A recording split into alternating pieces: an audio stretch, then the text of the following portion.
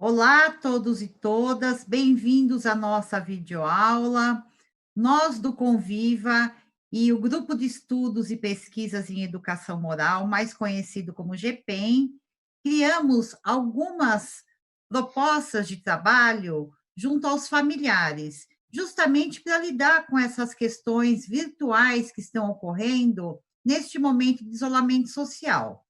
Então, nós temos visto muitos problemas relacionados ao cyberbullying, a fake news, a lixamentos virtuais, ou seja, situações que as crianças e jovens acabam se envolvendo sem querer e que trazem muitos problemas, principalmente deixando essas crianças e jovens angustiados, depressivos, praticando automutilação. Então, os problemas que têm chegado nas escolas por meio dos familiares acabou nos deixando preocupados. E nós do Conviva e do GPEM, como temos como foco o trabalho com a convivência, seja ela uma convivência escolar, uma convivência física, e neste momento a convivência virtual, nós resolvemos fazer um trabalho de orientação para os familiares, né? Trazendo um pouco desses problemas. Então, para falar a respeito, nós temos a Fernanda Issa, que é membro do GPEM, e também é especialista em relações interpessoais e convivência na escola, e também na construção da autonomia moral. Então, é uma especialista que veio justamente para tratar de uma forma de orientação para as famílias sobre esses problemas que nós estamos vivenciando nesse momento com os nossos filhos. Então, Fernanda, muito bem-vinda, e eu gostaria que você já começasse a falar sobre a questão dos limites, como os pais lidarem com os limites das crianças e jovens neste momento onde nós estamos usando a internet, as redes sociais, os aplicativos e sites para resolver todas as questões da vida, tá? Já queria te provocar com essa pergunta. Tá bom. Olá, obrigada pelo convite.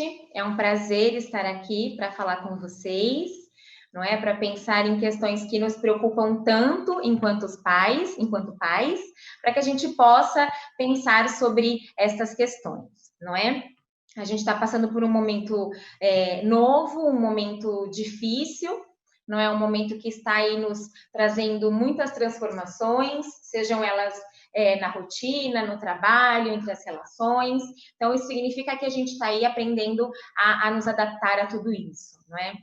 Além disso, essa mudança, ela foi muito repentina, aconteceu de um dia para o outro, que nos traz aí um tanto de um susto, não é? Mas também é importante a gente pensar em relação a essa pandemia, só antes de te responder a questão dos limites, pensar quais foram as mudanças positivas, né? Especialmente do ponto de vista das nossas relações. Até porque esse distanciamento, ele está sendo uma boa oportunidade de aproximação entre as pessoas, não é? Visto que o cuidado consigo mesmo e com o outro é algo fundamental para que a gente possa combater a pandemia. Então, esse cuidado esse cuidado coletivo é um valor que a gente está fortalecendo por meio da pandemia. Bom, então vamos lá à primeira pergunta. Antes de falarmos acerca dos limites, e aí não só dos limites com relação às questões da internet, mas os limites de uma maneira geral, é importante que a gente comece a pensar e entenda um pouco melhor como é que os nossos jovens e os nossos adolescentes eles pensam. Tá certo? Até porque quanto mais a gente sabe como é que eles pensam, a gente consegue entender um pouco melhor das suas ações e, sobretudo, como é que a gente pode agir frente a tais condutas. Vamos entender um pouquinho essa fase da adolescência. Então, a adolescência, ela é uma etapa do desenvolvimento humano que ela marca uma transição entre a infância e a fase adulta. Nessa fase, fica muito presente a constituição da identidade pessoal, tá certo? Então, que envolve um desenvolvimento que é cognitivo, ou seja, é o constante pensar de quem sou eu diante da sociedade. Os estudos do Piaget, eles mostraram que a adolescência é um momento em que o sujeito ele já consegue pensar de forma abstrata. Enquanto a criança ela pensa de uma maneira mais concreta, na adolescência já há um pensamento abstrato, ou seja, aparece um pensamento que já dá conta de pensar por hipóteses, tá certo? Ele ainda vai dizer que os jovens, normalmente eles têm uma preocupação com a justiça. E eles apresentam eles têm mais condições de entender e coordenar perspectivas que são diferentes, tá certo? É na adolescência que ocorre um processo de intensa consolidação do eu. Então, é claro que é amparado por estruturas que são cognitivas, então o jovem ele busca respostas para quem sou eu e quem eu quero ser. Então, ele vai buscando um sentido para a vida, né? E essa busca, essa identidade juvenil, ela depende de integração de várias crises, não é? Pelas quais os adolescentes eles vão passando. E que não são crises no sentido de perda ou algo que seja, ruim, tá certo? Mas são rupturas de um processo que gera novas linhas de desenvolvimento e novas buscas. Ou seja, é nessa fase, então, é no momento da adolescência que acontece essa busca do sentido para a vida. Então, vamos pensar um pouquinho nisso em relação aos limites. E aí, pensar como é que a gente pode construir esses bons limites. A primeira coisa que a gente precisa entender é que não há receitas prontas. Quando se tratam de pessoas, é sempre necessário a gente considerar quais são os contextos inseridos, as emoções, quem são as pessoas envolvidas, visto que as relações humanas elas são complexas, não são tão simplistas assim, não é? E quando a gente pensa em limite, ou seja, estabelecer um limite, e aí a gente pensa naquele espaço, né, onde eu não posso ir além, tá certo? E aí, metaforicamente falando, ou seja, que eu consiga respeitar um outro e que seja qualquer outro, né? E aí, pensando no respeito como um valor que é universal, então, respeitar o outro, para que os nossos adolescentes eles consigam respeitar o outro, eles precisam construir alguns recursos, ou seja, recursos que são cognitivos e afetivos, tá certo? Por que eu estou falando tudo isso para vocês? Porque esse processo, ele é um processo, ele é uma construção que ela acontece de dentro para fora. Ou seja, o sujeito e as pessoas, elas são ativas no seu processo de construção.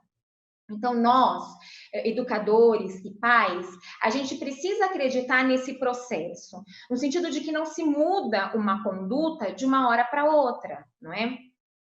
Então, essa conquista de uma autonomia que é moral, ou seja, autonomia moral se refere a uma regulação que é interna, ou seja, eu decido seguir algumas regras, normas, leis por vontade própria, não é? Independente das consequências que são externas. Então, essa tendência autônoma, não é? Ela é o resultado de uma interação que é sucessiva entre as pessoas e o ambiente que as pessoas estão inseridas. Então, tudo isso, os pais, a escola, os pares, os meios em que a gente está inserido, tudo isso são fatores que influenciam nessa construção. E aí é que está o X da questão. O X da questão é promover reflexão. Então, é necessário promover reflexão para que os nossos jovens eles tenham cada vez mais condições de pensar no outro além de si e de considerar pensamentos e perspectivas que são diferentes, tornando-se assim cada vez mais respeitosos, certo?